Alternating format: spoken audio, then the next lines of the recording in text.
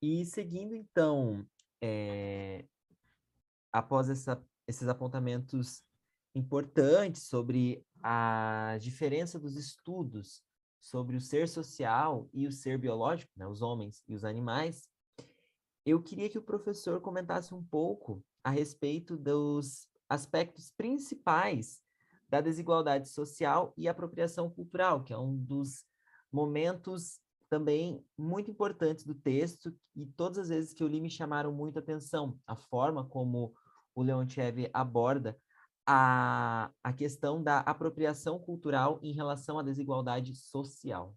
Olha, Grigor, é um tema espinhoso, então vamos tentar, né, dentro das nossas possibilidades aqui, tratá-lo, né, com a maior clareza possível.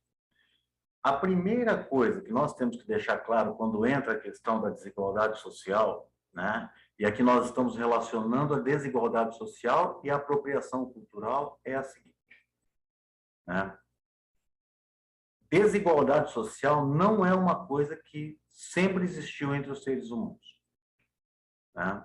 Isso é a primeira coisa que que tem que ficar claro. É inacreditável, né, com a quantidade de estudos que nós temos de autores das mais variadas, né, dos mais variados matizes teóricos que mostram, né, é, a questão da apropriação comum dos meios de produção nos mais variados povos, né, que foram pesquisados, né, inclusive que mantiveram sua existência na Idade Moderna, a maior parte deles deixaram de existir, né? Mas, inclusive, pelos próprios, pela própria pesquisas dos restos, dos nossos restos civilizatórios, né?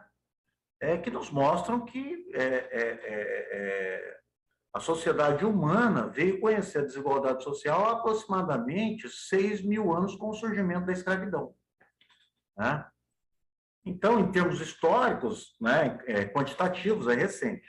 Então, essa é a primeira coisa. Por quê? Porque é muito comum, né, isso vem por meio de explicações as mais variadas, seja por falsificações científicas grotescas, seja por meios religiosos, seja pelo senso comum que ouviu falar disso e reproduz.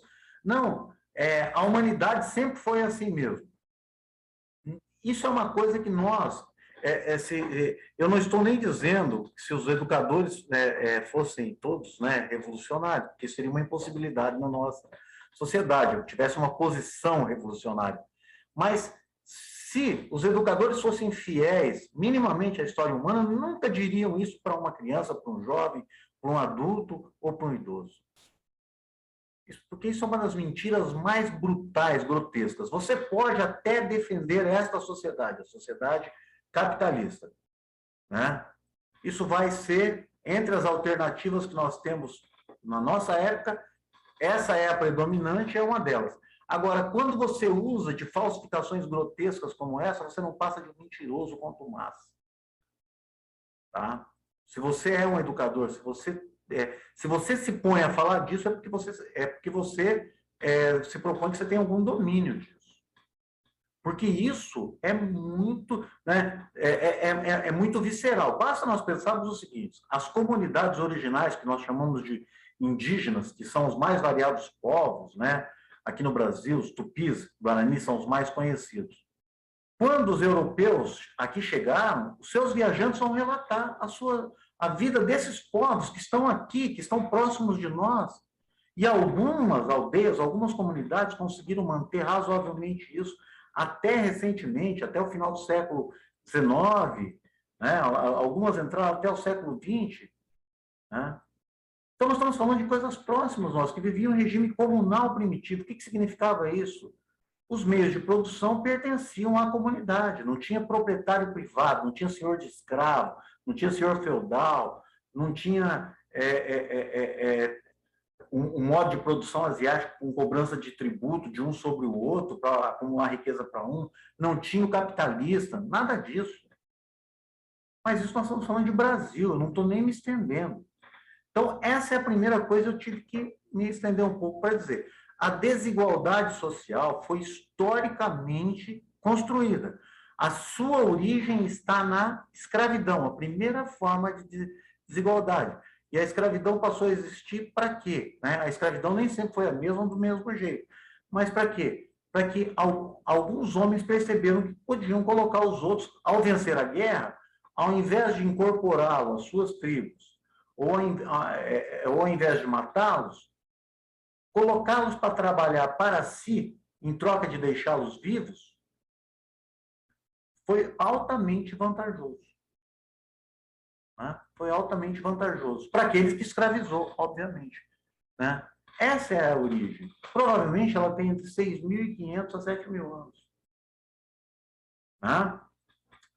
Posto isso, nós já tiramos essa naturalização, essa explicação natural, causal que nos é dada e que é completamente falso. Então, eu digo, e aqui com isso eu não estou fazendo um apelo a ninguém para tomar determinada posição, mas que não faça uma falsificação dessa, porque se tiver alguém que tiver direito a responder, e se eu tiver num lugar que a pessoa disser isso, se eu tiver a condição de responder, só se fecharem a minha boca pela força ou de pessoas que pensam como eu. Então, colocada essa primeira questão da desigualdade social, o que as sociedades de classe produziram? Tanto a escravista, como o modo de produção asiático, o feudalismo, a sociedade capitalista. É que quem tem a propriedade privada das riquezas, em regra, tem mais acesso, seja ao patrimônio material acumulado, seja ao patrimônio intelectual. Ou, quando não tem, por exemplo, o rei, o Madurque, o faraó, quando ele mesmo não domina o patrimônio cultural, o patrimônio intelectual, ele tem os seus escribas, os seus técnicos mais bem formados, os seus cientistas da época, ou homens do conhecimento da época, ao seu serviço. Da mesma forma que um capitalista hoje. Um capitalista pode ter uma indústria química e não saber nada da produção química em si, não ser formado em química. Mas ele consegue auferir os melhores resultados dessa produção. Então, não é uma questão tão simples. Nas sociedades de classe, só repetindo, em regra, aqueles que detêm o poder econômico têm a maior facilidade, tanto ao acesso a esses conhecimentos acumulados, como aos resultados econômicos mais diretos e culturais em geral, desse acúmulo de conhecimento. Isso não significa que durante toda a história da sociedade de classes, que aqueles que são subjugados, dominados, que não são os proprietários de meio de produção, tenham para si uma interdição absoluta desse patrimônio material e principalmente desse patrimônio intelectual. O acesso é mais difícil por quê? Por causa da divisão social do trabalho. Alguém que está escravizado vive a maior parte do seu tempo trabalhando como escravo para outrem. O servo da gleba trabalhava desesperadamente a maior parte do tempo para pagar as corveias feudais para os senhores feudais, e lutava desesperadamente para manter a sua família. O proletário, o trabalhador assalariado, que vai surgir em larga escala a partir do final do século XV, da nossa era, e início do século XVI, que vai surgir no sistema manufatureiro e mercantil, e que vai passar pelo sistema industrial, a maior parte dos trabalhadores tem que se preocupar a maior parte do tempo com o quê? Com a sua subsistência. A maior parte da sua vida está direcionada a isso. Mas isso não significa, em nenhum dos casos históricos, inclusive do trabalhador assalariado, que nos estejam, eu sou um deles, que nos estejam totalmente interditados acessos a determinado patrimônio material e principalmente ao patrimônio intelectual. Mas, para a maioria, tem sido o quê? esse acesso ele faz em dimensões pequenas. E a pessoa, mesmo com essas dimensões pequenas culturais, pode ser para o capitalismo muito produtiva, desde que ele produza muito no seu trabalho. Né? Não precisa ser um grande, né? Não precisa ser um grande intelectual, nem mesmo na formação superior. Tá? Imagina na formação média ou na formação fundamental. E é por isso, Krigor, aproveitando isso, que eu, por exemplo, mesmo entendendo que escola não é o local da transformação social, da transformação do mundo, eu luto para que os filhos dos trabalhadores como eu, que é o meu caso, e a maior parte dos meus alunos na universidade, não só quando fui professor do ensino fundamental e médio, eu luto para que eles, pelo menos dentro da minha área, dentro da minha disciplina, se apropriem, dentro das possibilidades da disciplina, do conhecimento mais culto que eu posso oferecer a eles. Por quê? Porque eu acho que aquilo vai fazer deles revolucionários, tal como eu gostaria de ser, ou como, né? Não, mas para pelo menos eles terem esse acesso a um patrimônio cultural mais elevado. Por quê? Porque isso abre possibilidade de conhecimento. E não abrir possibilidade de conhecimento pode abrir possibilidades para o conhecimento transformador. Tá? Então, nós só não podemos absolutizar, mas a regra é o seguinte: onde tem propriedade privada dos meios de produção, o acesso ao conhecimento, aos seus melhores resultados, está na mão das classes dominantes, das suas classes. Certo.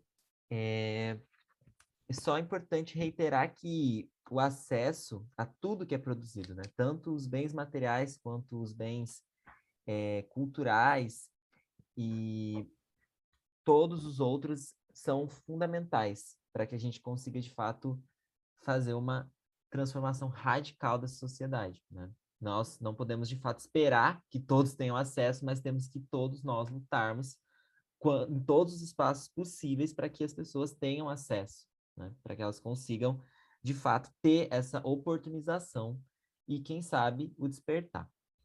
E Exato, Grigor. Se nós temos a consciência de que não é possível nessa sociedade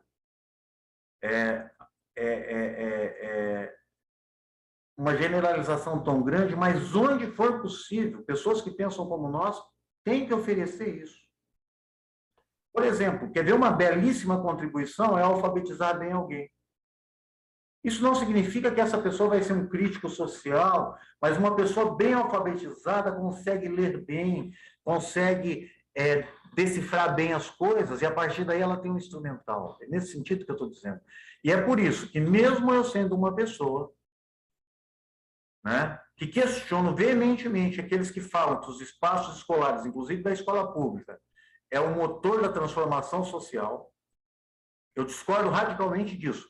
Porém, eu brigo na rua para que os jovens, as crianças, os adolescentes, os adultos e também os idosos, se frequentarem essas instituições, possam ter, né, algum grau de conhecimento. Para isso, nós temos que ter boas condições de trabalho, né, professores com boa formação, boa no sentido de ter mesmo domínio dos conteúdos que eles trabalham. Tá? Só quis dar esse adendo para até marcar a minha posição, mas dizer que toda a perspectiva de educação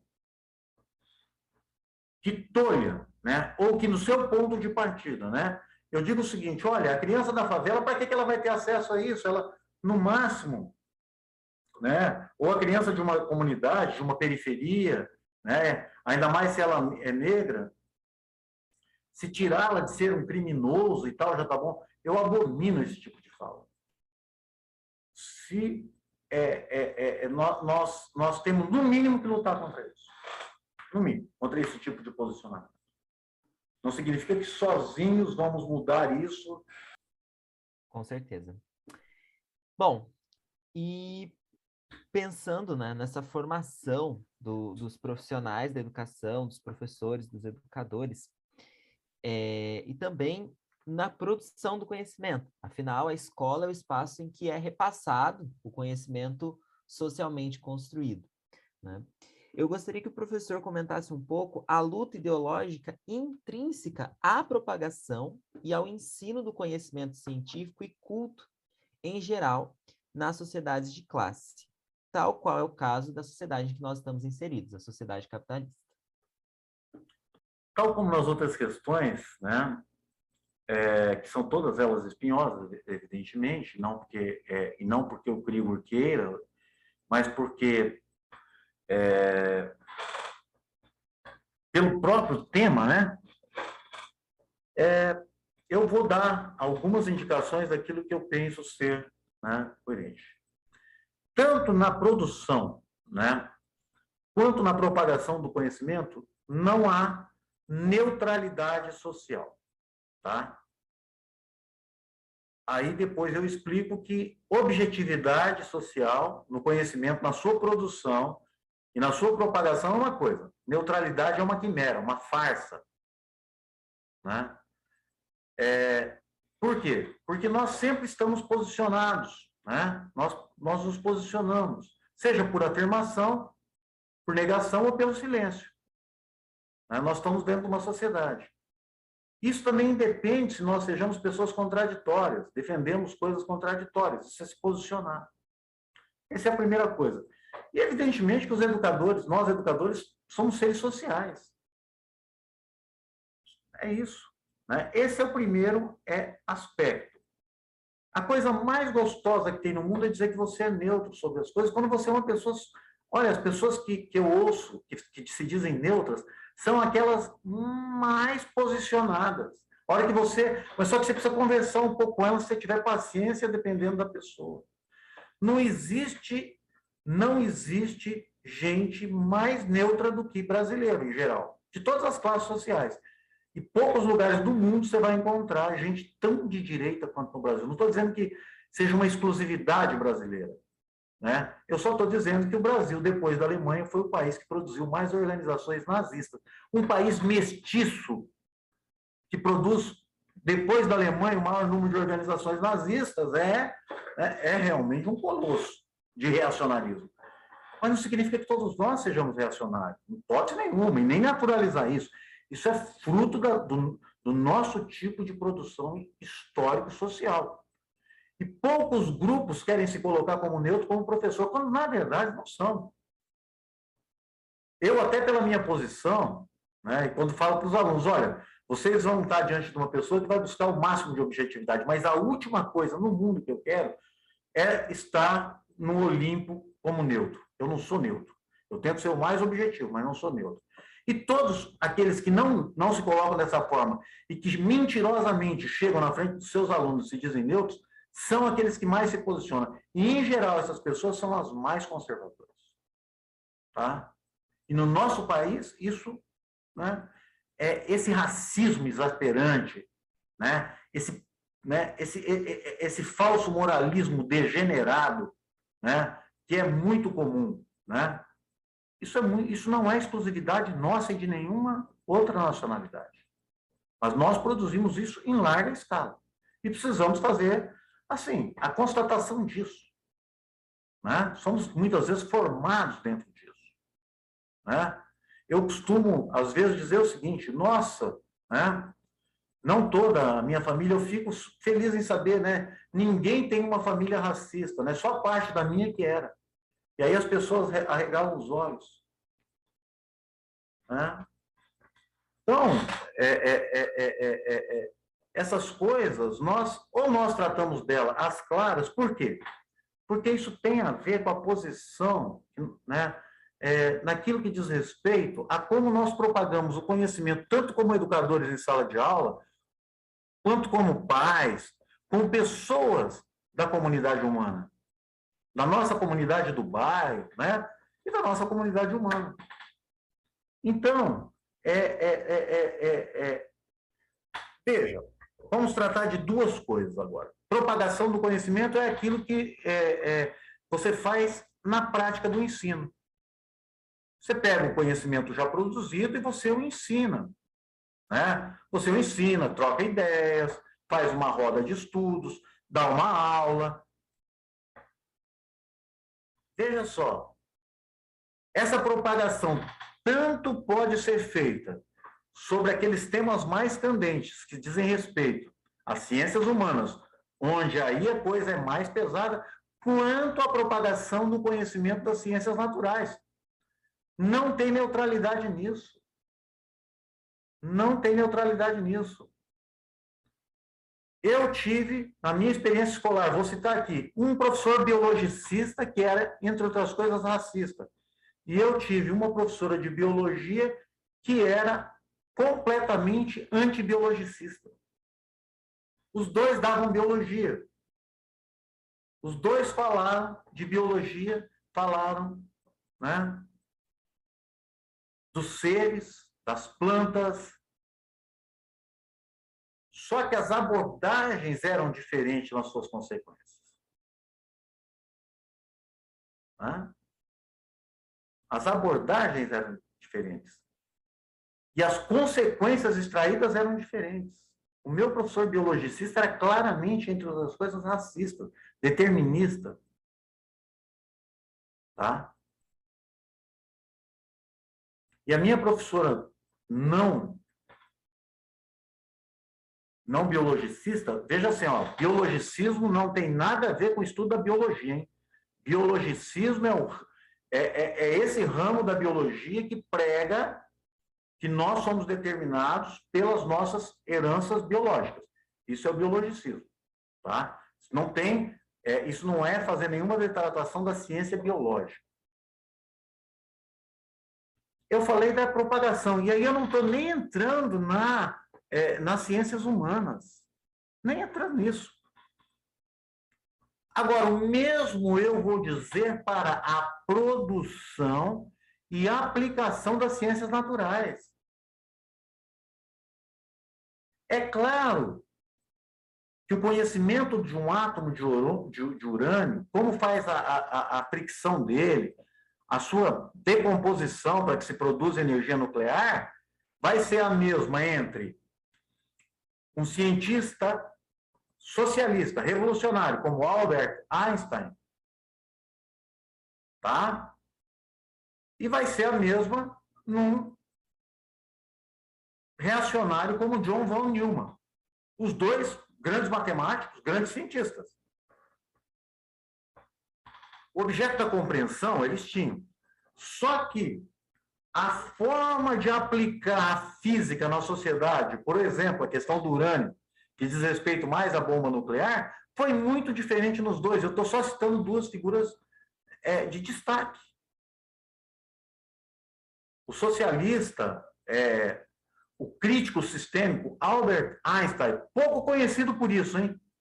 Normalmente é visto como aquela figura do cabelo espetado e tal, um tipo cientista louco. Tudo que ele não era.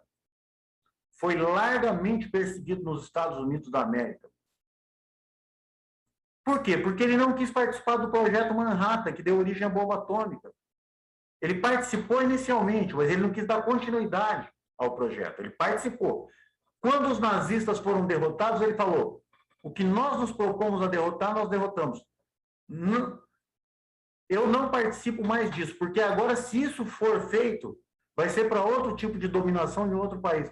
Eu não participo disso, em hipótese nenhuma. As armas nucleares, a energia nuclear pode ser usada, mas as armas nucleares não. O que aconteceu? O governo dos Estados Unidos pôs a sua Polícia Federal em cima dele. Ele pagou caríssimo por isso. Então, veja, mesmo nas ciências naturais, olha só, eu tenho um caso extremo aqui da física, né, com duas figuras, inegavelmente as duas de vulto, hein? Inegavelmente. Tá? Einstein de um lado e von Neumann do outro. Mas o que difere?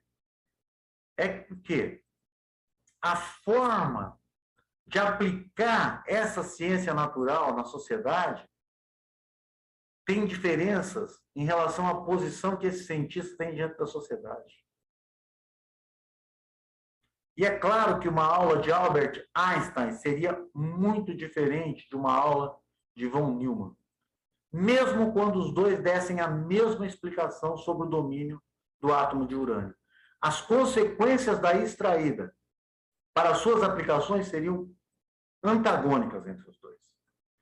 Isso eu só digo assim, isso acontece o mesmo entre, por exemplo, vamos só pensar um problema candente da nossa época, o meio ambiente.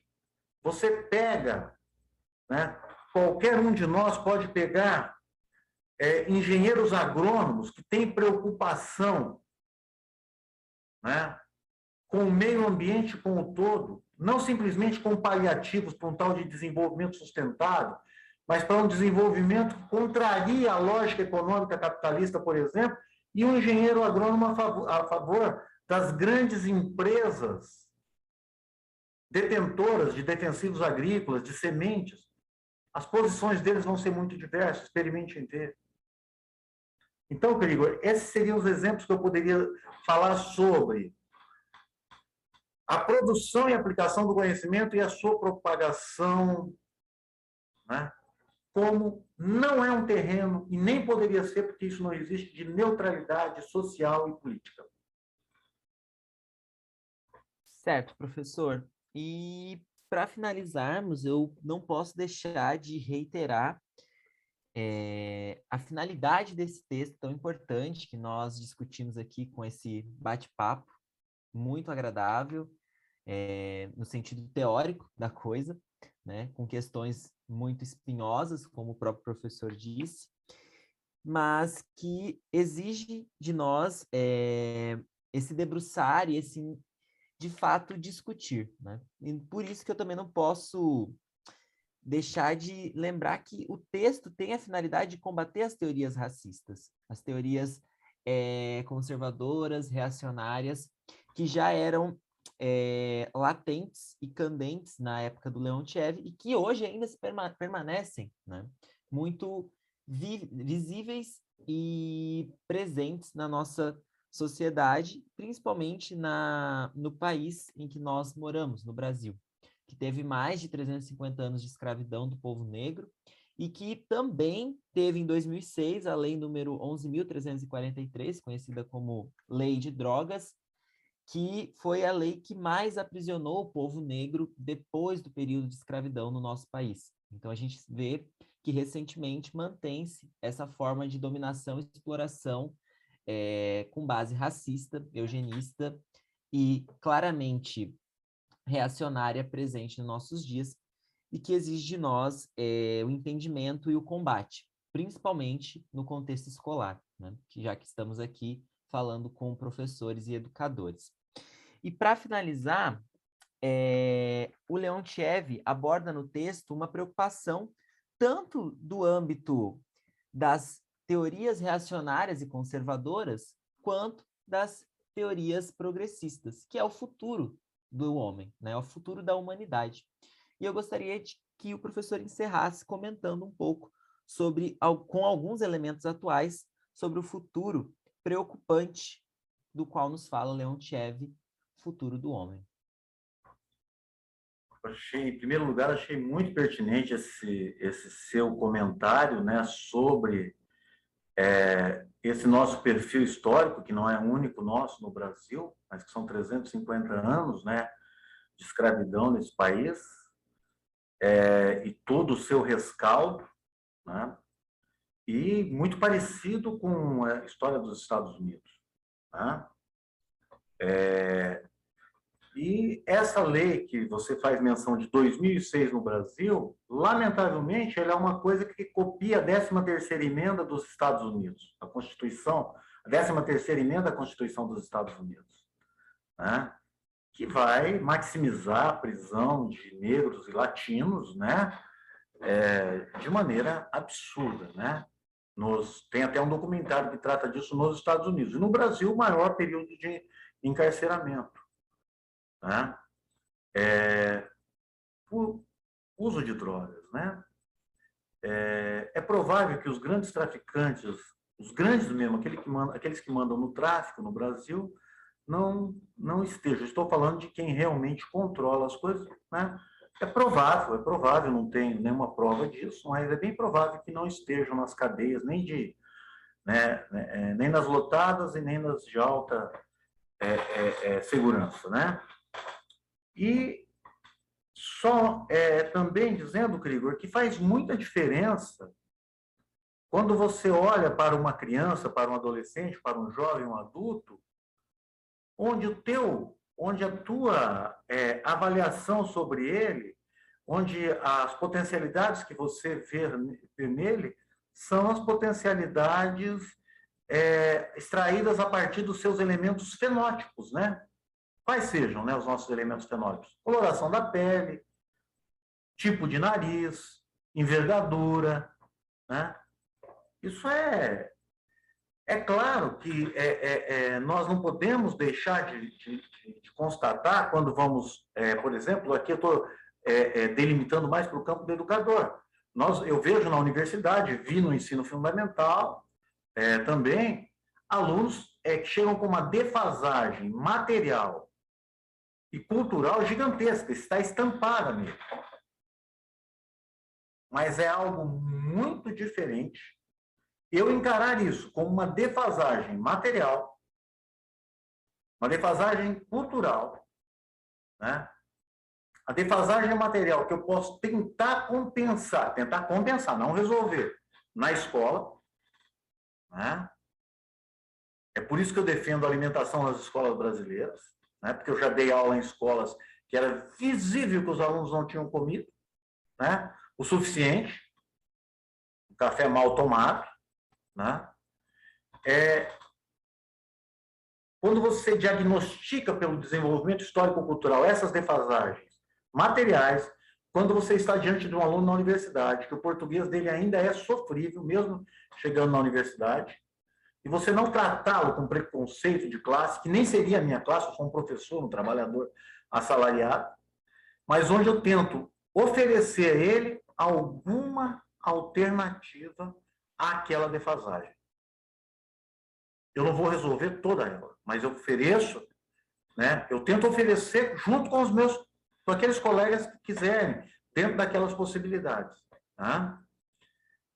Às vezes isso é muito difícil no ensino fundamental e médio, pela carga horária excessiva dos trabalhadores, da educação, dos professores, e pelas condições da escola. É por isso que gente como eu luta por hora atividade, para que os professores tenham menos aula em sala de aula, para que eles possam ter horário de atendimento para os alunos. Que eu tenho isso na universidade ainda. Provavelmente isso está se perdendo, né? Mas um aluno meu que queira conversar comigo, ele ainda tem a oportunidade de marcar um horário ou com qualquer outro professor que seja dedicação exclusiva, como sou na universidade. Isso deveria ser estendido a todos os professores. E diminuída a carga horária, para que o professor tenha tempo de estudar e de ter uma vida social. Isso para mim, é básico. Isso tem a ver com o futuro preocupante, né? Para responder a última questão, que já preocupava, obviamente. Futuro preocupante por quê? Porque nós temos concomitantemente um progresso do desenvolvimento dos meios de produção em geral, que é aqueles que produzem a riqueza, os meios de comunicação que fazem parte desses meios de produção, dos meios de transporte. Nós temos um desenvolvimento nos aparatos tecnológicos inauditos, né? Nós temos aí a cibernética, né? Ou seja, a tecnologia computadorizada, presente, inclusive, no dia a dia. Nós aqui estamos fazendo uso dela, inclusive, né? Fazendo uso das telecomunicações e tal. Por um lado, nós temos esse desenvolvimento gigantesco, do qual pouquíssimos no mundo extraem deles os melhores resultados econômicos. Né? E, por outro lado, nós temos uma degradação física e intelectual da humanidade, e a degradação física feita sob as formas de pobreza relativa, quer dizer, pobreza em relação à riqueza que o sujeito produz, ainda que às vezes seja um assalariado que tem um salário acima do patamar, e pobreza absoluta. Essas duas formas, a pobreza absoluta é aquela em que existe o carecimento, até mesmo da coisa mais elementar do ser humano, que é a alimentação. E nós temos quase 1 bilhão de habitantes que têm carência calórica. Fome crassa. Não é só a fome de se alimentar mal, né? Aquela que nos provoca problemas, como a sociedade brasileira hoje vive, uma parte da sua população, um problema que você, que é da área de educação física, que também versa, né, que não unicamente, mas que também versa sobre a saúde, a obesidade produzida pela carência alimentar, pela subnutrição. Olha só que paradoxo. Então, nós temos a degradação física e intelectual da humanidade numa progressão exponencial no mundo. Isso é um problema para a humanidade? Mas é assim que o capitalismo vem se produzindo, a sociedade capitalista. E ela tem sido vencedora na história, né? Tem prevalecido, independente da minha vontade, isso é um fato objetivo, que eu não posso negar, ela tem sido vencedora. Só que sua vitória, né, ela tem como um dos seus desdobramentos a seguinte equação, que é comprovada não por este professor que é um crítico do sistema, que ela é comprovada quase que diariamente pelas pesquisas de órgãos do capitalismo, como o Banco Mundial, a Unesco, que é uma organização dessa sociedade não revolucionária, a OIT, a Organização Internacional do Trabalho, e outras tantas organizações. Tem uma organização suíça que faz pesquisa sobre isso também, que sempre apresenta os seus dados, que eu me esqueci o nome agora. Então, não são os críticos que estão falando isso, são aqueles que, inclusive, gerenciam uma parte desse sistema, que é a concentração da riqueza, cada vez em mãos mais diminutas, né? E um aumento da pobreza gigantesco. 1% da população da Terra controlar mais de 50% da riqueza produzida. O que é isso? Dos nossos 7 bilhões de habitantes, façam a conta. Então, essa produção é um dos aspectos, Krigor, da preocupação que o Leontiev já tinha. E, inclusive, uma das preocupações já do Vygotsky, né, do Leontiev, era o fato da União Soviética deles não, né, sozinha também, né, ou não estar produzindo uma transição para superar o capitalismo, estar enterrada na época dele. Esse é um aspecto. Essa degradação física e intelectual mediante a essa acumulação privada de um pequeno grupo, acumulação de riqueza privada sob a forma de capital, um pequeno grupo, e essa pobreza para as maiorias. E, inclusive, a pobreza absoluta. Né?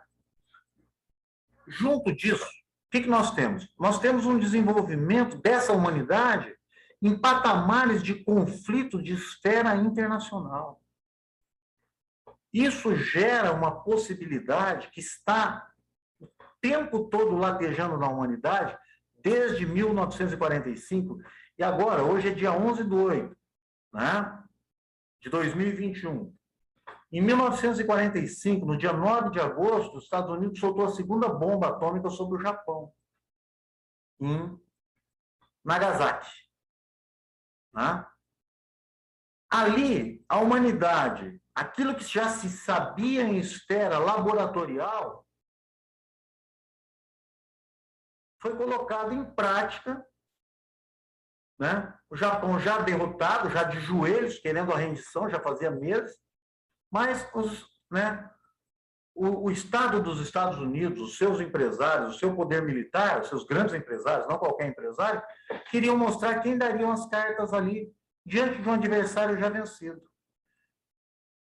E o que significou aquilo? A explicitação, né, que até então era muito laboratorial, do que essas novas armas podem fazer. Né? Ou seja, o futuro da humanidade é preocupante Não é só porque existe uma concorrência entre nós, trabalhadores, que eu ofereço o meu currículo, o outro vai lá e oferece o dele. Essa disputa entre nós, trabalhadores, que está posta, né? Entre os pequenos comerciantes, não. A disputa é entre grandes monopólios econômicos, onde os seus estados, né? E essa foi a razão das duas grandes guerras do século XX, onde os seus estados, seus poderosos aparatos políticos militares, estão por trás disso. E onde as armas existentes são capazes, né, segundo eles mesmos dizem de uma maneira apologética, de destruir toda a população e até o meio ambiente da Terra 100 vezes. Acho que se destruir uma, para eles está bom, porque, né, não vai ter a segunda oportunidade, já vai estar destruído. Né? Então, essa destruição da humanidade por meio de uma hecatombe armamentista é uma possibilidade que está posta, dada ao quê? Ao caráter concorrencial, contraditório da nossa sociedade, ao caráter de disputa por mercado, por fonte de matérias-primas, a fim do quê? De promover a maior acumulação de capital para aqueles grupos que melhores detiverem as mais amplas áreas de mercado, de fornecimento de matéria-prima, né? A possibilidade está aí. Tomara que não aconteça. Estou entre aqueles. Mas isso vem latente. A chamado fim da Guerra Fria com o fim da União Soviética não arrefeceu isso em hipótese alguma. A produção militar dos Estados Unidos, inclusive, cresceu muito. Tá? Tem um documentarista estadunidense chamado Michael Moore. Michael Moore, ele tem um documentário sobre a produção armamentista dos Estados Unidos, né? Que vale a pena ser visto. Talvez eu coloque, né, peça para que Kiara, depois, resgatando, colocar no link para vocês. Por fim, Crigo, ainda temos, o futuro da humanidade, ele é perigoso, e ele já está sendo desastroso para muitas áreas do planeta, e para populações inteiras, que é o problema da destruição ecológica. Nós aqui no Brasil, nós vivemos uma parte significativa disso e estamos sentindo o que é a destruição da nossa área do Pantanal e da Amazônia brasileira. Mas não só a Amazônia brasileira está sendo destruída. As secas que nós estamos presenciando aqui, que não são nossas só, isso está disseminado, que tanto nos aflige, né? A ponto de São Paulo, na capital de São Paulo, as pessoas esperarem uma chuva para coletar água em São Paulo, são produtos dessa destruição ambiental. Tá? A falta de formação do que eu grosseiramente aqui vou chamar, grosseiramente, né? De uma pessoa da área, que conhece a área de meteorologia, seria mais precisa, obviamente. As nossas chuvas flutuantes que saem do Amazonas e batem na Cordilheira dos Andes e propagam toda a massa, né? Toda a massa refrigerada e de potencialidade chuvosa está ficando cada vez menor. Resultados, nós estamos vendo, só para pegar o Brasil. Agora, quando pegamos, né, o mundo, quando pegamos a destruição ambiental em âmbito planetário, né, as catástrofes ambientais, nós vemos que isso também é bastante perigoso. Isso faz populações inteiras se deslocarem. Né? O efeito estufa,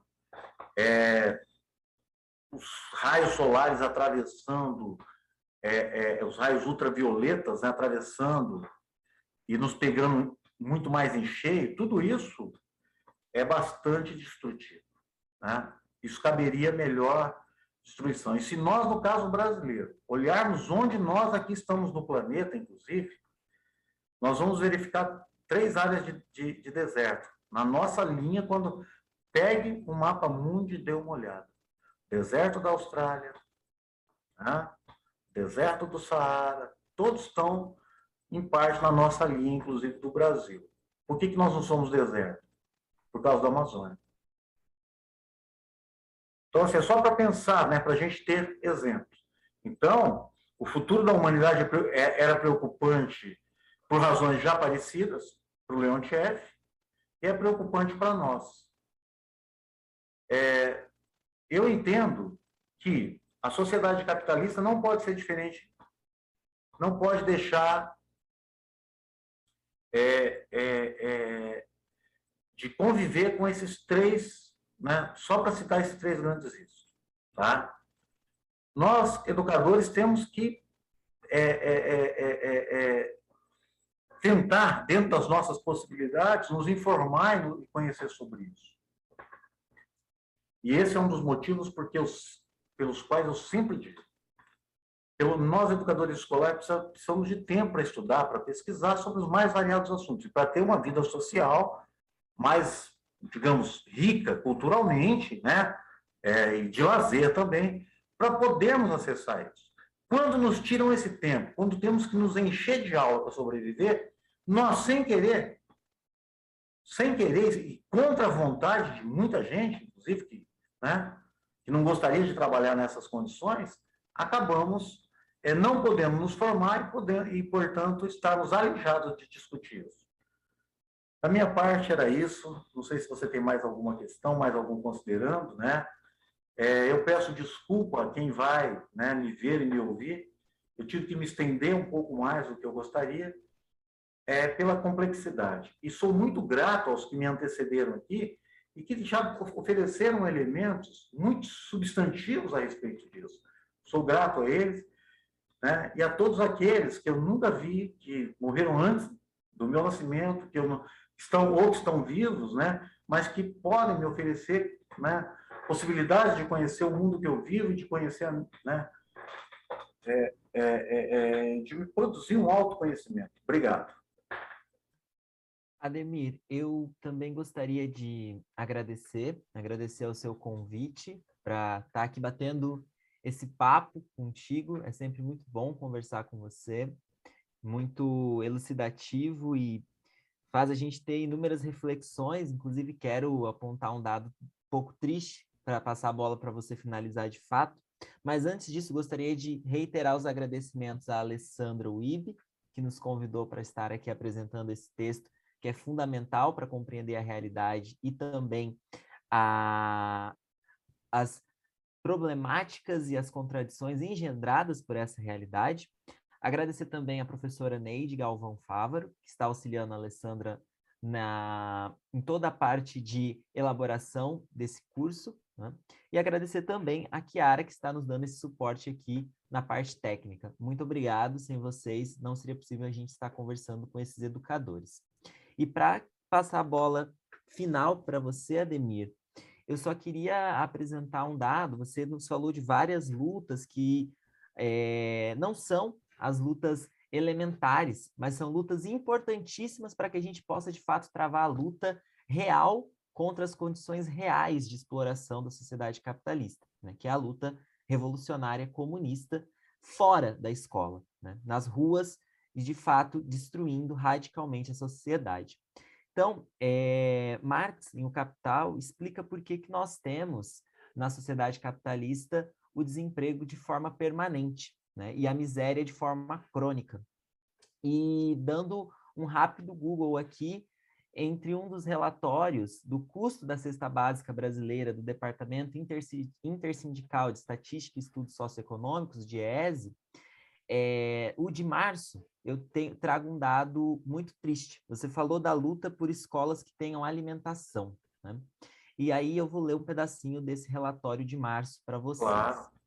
Nota-se que o trabalhador remunerado pelo Piso Nacional comprometeu em março, na média, 53,71% do piso do salário mínimo líquido para comprar os alimentos básicos para uma pessoa adulta.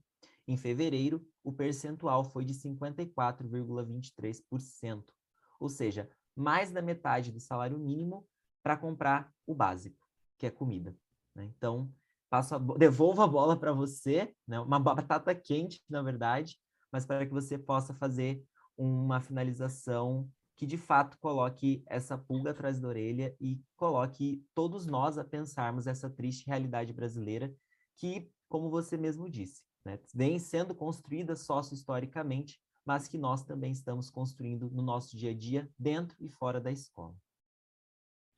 Grigor, esse dado que você nos passa, ele faz parte de um quadro que foi clareado pela pesquisa do IBGE, pela pesquisa de amostra domiciliar do IBGE, é uma pesquisa continuada de 2012 a 2018, durante esses 6 anos. Um dos resultados mais significativos dessa pesquisa, né, do PNAD, né, Pesquisa Nacional por Amostra Domiciliar do IBGE, foi que 50% da força de trabalho do Brasil, ou seja, dos brasileiros que trabalham, ganhavam menos de R$ 500 por mês. Né? Okay? Então, é claro que nós lidamos, todos nós, com esse público, com essas pessoas, com esses, né, filhos da classe trabalhadora, vamos colocar assim.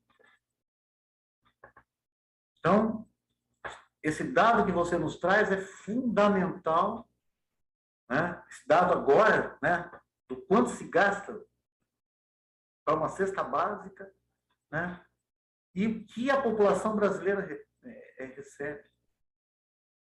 Menos de 500, 50% da força de trabalho. Isso se chama miséria absoluta, gente. Existe miséria relativa e absoluta, ou pobreza absoluta e relativa. Né? E a luta contra isso tem que ser feita por organizações coletivas. Né? Mas nós precisamos, pelo menos, saber onde estamos, qual é a nossa realidade. E esse saber onde estamos, nós temos que aproveitar todos os espaços, não para fazer panfletagem barata, mas para tentar fazer o que nós tentamos fazer aqui. Né? E isso nós só podemos fazer por pessoas que também estão nessa luta. Por exemplo, você citou as minhas queridas amigas, camaradas, Alessandra Uib, né? Neide Fávaro Galvão, né? Que estão organizando uma atividade dessa. Eu também organizo outras, junto contigo, com a Rosângela, minha companheira. Né? Aqui está a Chiara trabalhando conosco, né, à noite. Então, são esses espaços que nós temos que utilizar da forma mais qualificada. Não simplesmente por questões político-eleitorais imediatas. Isso é válido? É válido. Mas a nossa luta é muito para além disso. Então, agradeço enormemente a possibilidade de estar falando aqui. E isso só está acontecendo porque tem pessoas que estão fazendo um tipo de militância que muito me interessa também. Eu sou um militante de rua, gente. Agora eu não estou na rua porque eu tenho medo do coronavírus. Eu tomei uma injeção, né? Tomei só uma vacina, né? Mas na reforma da Previdência eu estava junto com o Crigo, levei até uma lambada lá, né? Física mesmo, não tem problema, faz parte, não, né? Mas eu tenho essa característica de ser uma pessoa de ir às ruas. Só que essa é uma forma de militar que eu tenho. Agora, outras formas são como essas. Né? De levar, né? De tentar levar para as pessoas um conhecimento qualificado, tal como esse que vem sendo desenvolvido aqui. Né? Então, isso eu acho que faz... só tenho a agradecer, né, a todo mundo que participa disso. Tá? Obrigado novamente. Tudo de bom, fiquem bem. Né, e que possamos dar os passos para sair dessa situação.